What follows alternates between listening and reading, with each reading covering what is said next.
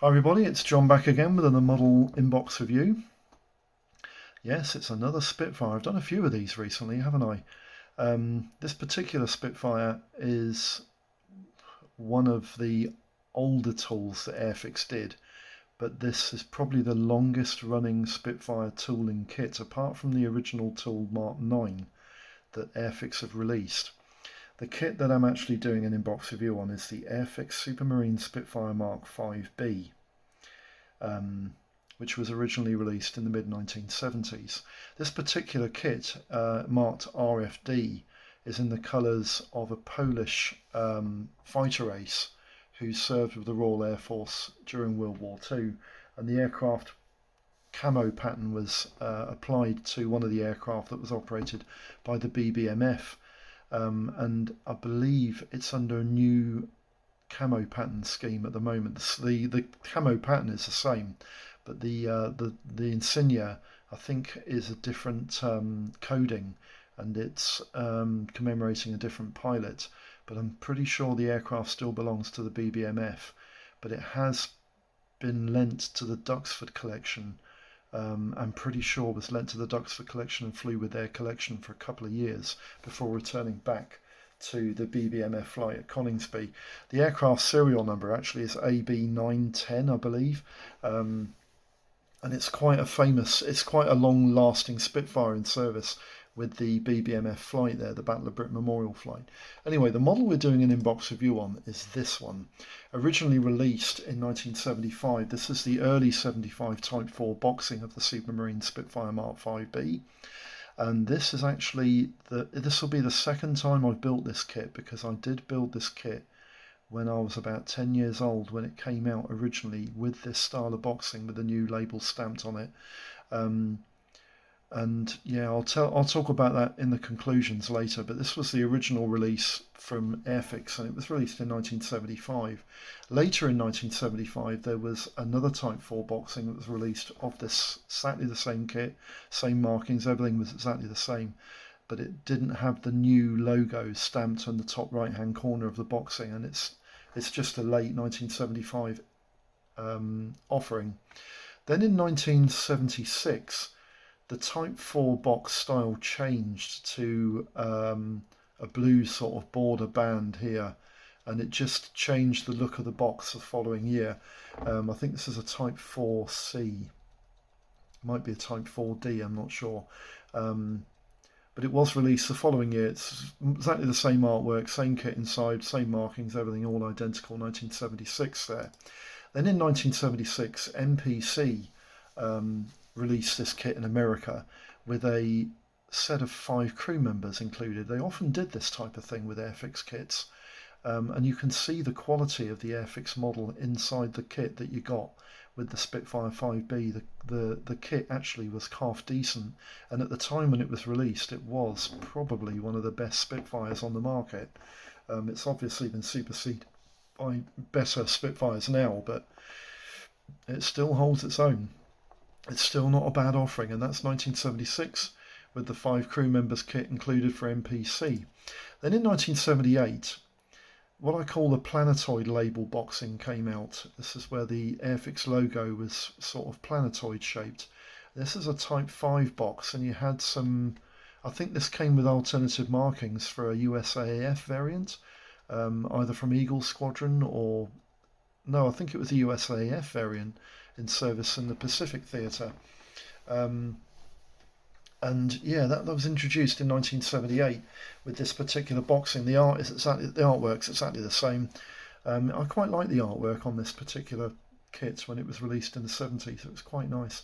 Then in 1979, Marks and Spencer's St Michael Company produced a model which was called the Modelmaker World War II Fighter Aircraft Collection, and it was a gift set comprising a P-51B Mustang, which was the Airfix tooling kit, the ME-109E, which is the Series 2 Airfix tooling kit. All of these kits were Series 2, and of course the Spitfire Mk Vb. The interesting thing about it is that all of these 3 kits had different decals for this particular offering, and I always found that this was quite nice. This boxing is actually quite rare and quite collectible, and if you see one at reasonable price, snap it up, because it's definitely going to accumulate in cost. and it will appreciate in value quite nicely. So that's 1979 with the World War II fighter aircraft collection from Marks and Spencer's.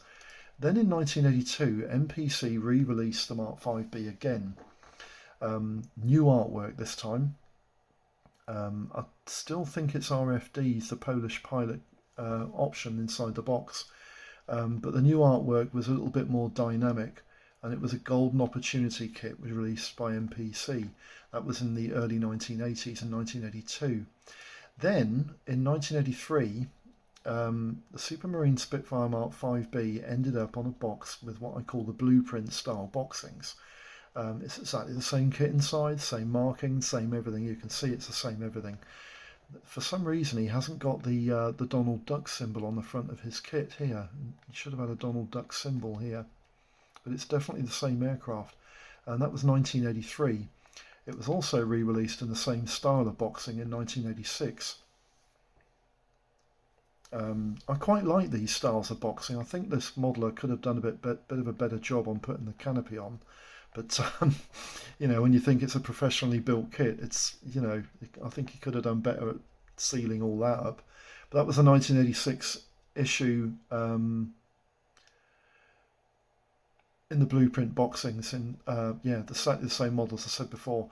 Then in 1990, when the company was owned by Humbrol Group, the kit was released in what I call the Hella style white border boxing of Airfix models. There was a lot of toing and froing and reboxing of Airfix and Hella kits going on between Airfix and Hella at the time, and these boxes are actually quite easy to get hold of. They're plentiful on the second-hand market. And that was a 1990 release for the Spitfire 5B. Then in 1992, the same company released the model as a starter set, and they started doing a lot of starter sets in the early 1990s. With the hope of getting younger modelers to get reintroduced into the hobby, because companies are having a difficult time selling plastic model kits to the youth, because by 1992, of course, the home computer was starting to become big, and consoles were just starting to come on the market in about 1990, and they were taking over the children's play toy market quite substantially. And the plastic model industry was having problems, so they were trying to rethink how to sell kits to children, and the starter sets and gift sets were a good option. The Humbrol paints here are very good options. This Humbrol glue is quite good, I've used that before.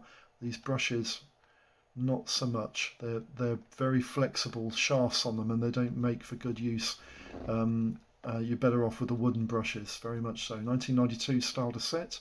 Then you go into 1995, and you had what I call the skill sets label, which was skill sets number 1 on the bottom right hand corner here, and these reintroduce the box artwork to extend to the entirety of the box front. And this was also the era when series 1, 2 and 3 boxes were all the same size, and you had a lot of disappointed children when they opened the box and found the kit inside was really a series 1, and it didn't even fill one corner of the box, which was a bit of a shame. But Airfix released this model in 1995 in this type of boxing. Then in 1999, Marks and Spencer's got on the market again with another aircraft gift set. This was the Airfix aircraft set, comprising the Spitfire Mark 5B and the Mark 1 Hurricane, both Series 2 kits, both with some of these really quite dreadful acrylic paints. Yeah. Probably a collector's item. It's probably quite collectible and probably appreciate in value. Yeah, but it's quite interesting. That's the Marks and Spencer's gift set released in 1999. Also in 1999, you had this offering offered as well. It's an interesting, you got a sale price of 20p on there. That was really cheap. But this, in 1999, they were released with Airfix flying hours on the front of the box, which was quite nice. And the Supermarine Spitfire was released in this style of box, and notice they've gone back to that same artwork. They've never changed the artwork until Hornby Hobbies got hold of the company. 1999 there. Then in 2000 you had, yeah, there's the artwork again in the background, but it is a Haynes Airfix released Supermarine Spitfire Mk Vb. And the interesting thing about these particular boxes is they had a little brochure inside, which had a breakdown, almost like a Haynes Workshop manual, idea of what the Spitfire looked like underneath its skin. And it was quite an interesting little option. And again, it was a gift set with some glue, paints, and a paintbrush here at the bottom here. And it was quite interesting. It was a nice, interesting idea for Airfix to deal with Haynes in this manner. That was released in 2000. 2004 was another gift set offered by Airfix. These boxes are quite large and cumbersome, and the acrylic paints inside are pretty dreadful. But the glue and the paintbrush, again, this is one of these paintbrushes with a flexible shaft, not too good, but the bristles are quite good. But the glue was really quite good. Quick dry acrylic paint, yeah, I never had any success with those very much. That was a 2004 gift set option. Then in 2005 we had a couple of new options which were based on the original kit. This was the Spitfire Mk-Vc.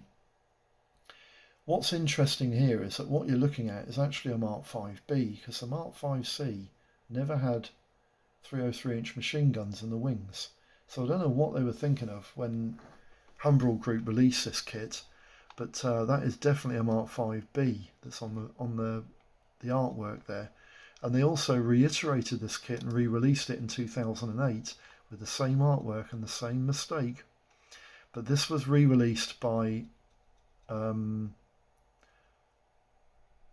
Hornby Productions in 2008, and you can tell a Hornby production when they were getting rid of the old stock boxes because it had an A prefix in front of the 02040 box number there, and that's how you can tell it was released by Hornby Productions, even though it's in like a Humbrol style box. So that's 2008. Then you get an unusual option here. This was a 2009 Fighter Collection set. It was a gift set produced by Airfix, and it had a Hurricane, a Spitfire, I think it's a Spitfire Mark, I think it's a Spitfire Mark 1, a Spitfire Mk-Vb, a Spitfire Mark 22, and the PR Mark 19 that was released all by Airfix in that era. Yeah, and the Hurricane, of course, was the Mark 1, the retooled Mark 1. And this kit is actually a really nice kit to get a hold of. And these Humbrol acrylic paints, yeah, I wouldn't use those, but the brushes and the glue, pretty okay. There are some subbers that have told me that they have had no issues with these Humbrol paints, but these acrylic paints through the Airfix kits I often had real problems using. But that's a 2009 release of the Fighter Collection set, and that's quite a nice kit to get a hold of. Then in 2009 they also released the Mk-Vb with a 4-bladed propeller. Interesting. Yeah, interesting. I don't know if you got the 4-bladed propeller inside the box, but as far as I know it's pretty much the same tooling that you got in the earlier releases but with new box artwork. It's RFD again, so it's the Polish Squadron fighter plane. That's 2009's release. That was the first release in the red style boxings that you had of the individual aircraft of the Mk-Vb Spitfire. Then you had the 2009 release of the Club Limited Edition set, which comprised of a Seafire Mark II-C, based on the original 5B kit, the Swordfish Mark II, which was the new tool, Swordfish, and the Wildcat Mark IV, which was the new tool kit as well. Quite a nice set of kits there to get hold of, which was quite good. And again, they were limited edition. Very nice kit to get hold of. And then in 2011 you have the kit that I'm doing the inbox review on. This was the Hornby Productions version of the Smart 5B Spitfire, and I think is the last release kit of this moulding to my knowledge. I don't think they've re-released it in a later style box, and that was released in 2011. You've got different decals in this, and both of them are American orientated. You've got an Eagle Squadron model there, which is XRC, and this one I think is a US Air Force crew RAF aircraft, because they had American but RAF roundel style markings, and they were US crew based. I think they were based at Martlesham Heath, but I'll get into that in the Gump when we read through it. So that's basically the last edition, but you did have one more gift set. This was a Channel Dash gift set, which comprised the new tool Swordfish and the same Mark Vb Spitfire that you got from before, with these acrylic paints and the brushes and the glue. It's still a nice set, and you know, I like these gift sets produced by Hornby. They were very, very good indeed, and I was quite impressed with them. Lastly, in 2013, you had another club edition kit. These were under the Red Star, which produced the Mark 2B Hurricane. I think this was the original 2B Series 2 kit, the P40B Warhawk, and the Supermarine Spitfire Mark 5B, which was the original 70s release Spitfire, of course, which we followed all the way through from the boxing history. Now then, this is a nice image of a Spitfire Mark 5. This is on the airshow circuits, and I'm pretty sure this is from the Duxford collection. So what I want to do now is just pan the camera very quickly over to this quite delightful little Spitfire kit, and just quickly go through the parts. There's not an awful lot to go through. The box is pretty run-of-the-mill.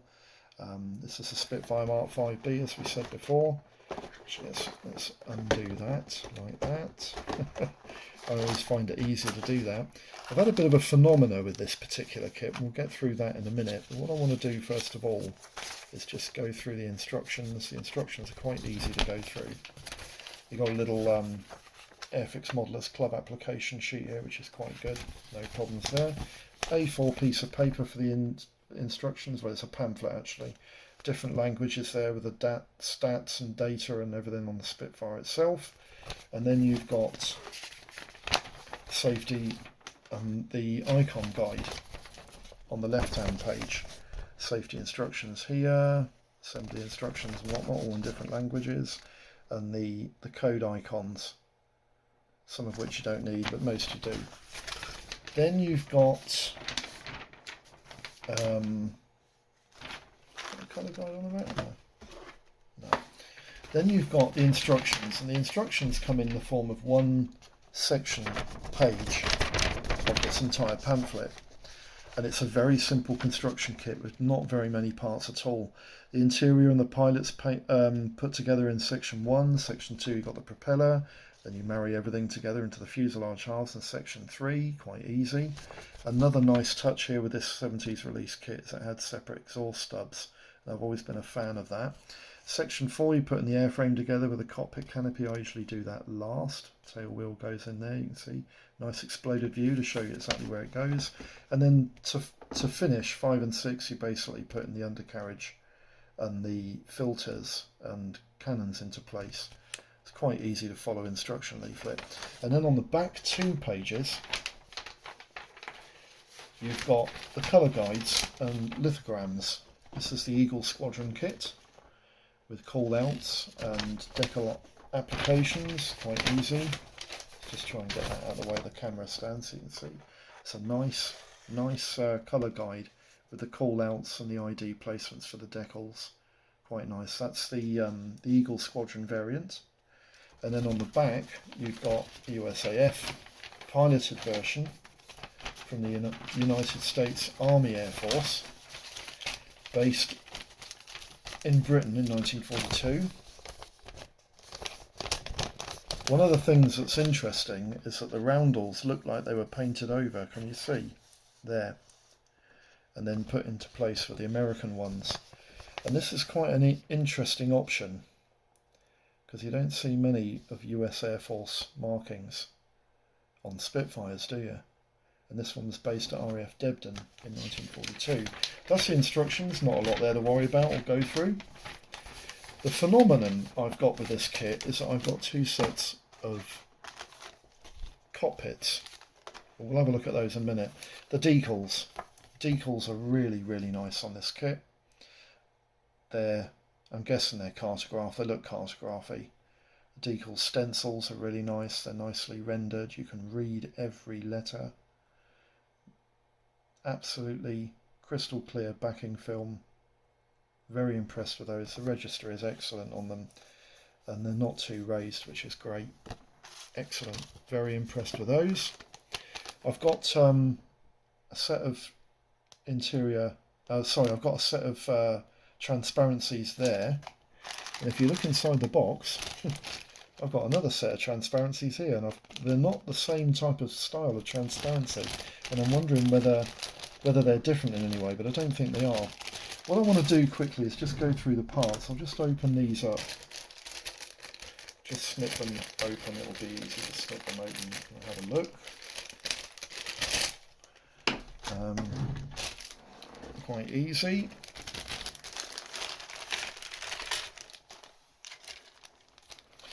Okay, you've got, you can see this one quite clearly. It is exactly the same parts, but they're actually moulded in a slightly different way, so I wonder if they've changed this. I wonder if this canopy is actually a better canopy, I'm not sure. It looks the same as the other one, but it's nicely moulded, isn't it? The little navigation light that goes under the wing there, that's included. Just go through these sprues very quickly. There's not a lot to write home about, not many parts of this kit at all. You've got the lower section of the wing there, it's quite nicely moulded. It's pretty average for the 70s release. Quite easy. Raised panel lines obviously, but the part's quite nice. It's quite nicely. There's not much flash on this either. Upper wing surfaces again, raised panel lines. Not a lot to write home about there. Not really much. The sprues themselves, they've got the fuselage half. It's quite nice. Nice little rivet detail and screw details in the forward section of the fuselage there. That's quite nice. Tail planes, they're nicely moulded. The propellers, the thick type, paddle type, which makes it a Castle Bromwich built aircraft. Seats, all the undercarriage there. You've got the undercarriage, separate parts for the undercarriage in the raised position, and the pilot figure there is a typical Airfix pilot from the 70s, isn't he? Exactly the same as what you get in all the pilots, in all the Airfix aircraft kits from that era. And then you've got the tail. I just want to show you the tail plane's rudder section there. That's nicely moulded as well. You've got the exhaust stubs, they're really nice too, they're crystal clear. The wheels, quite good detail on those. It's a nice kit actually. I always thought this was a nice kit when I built it initially. I thought, oh, this is nice.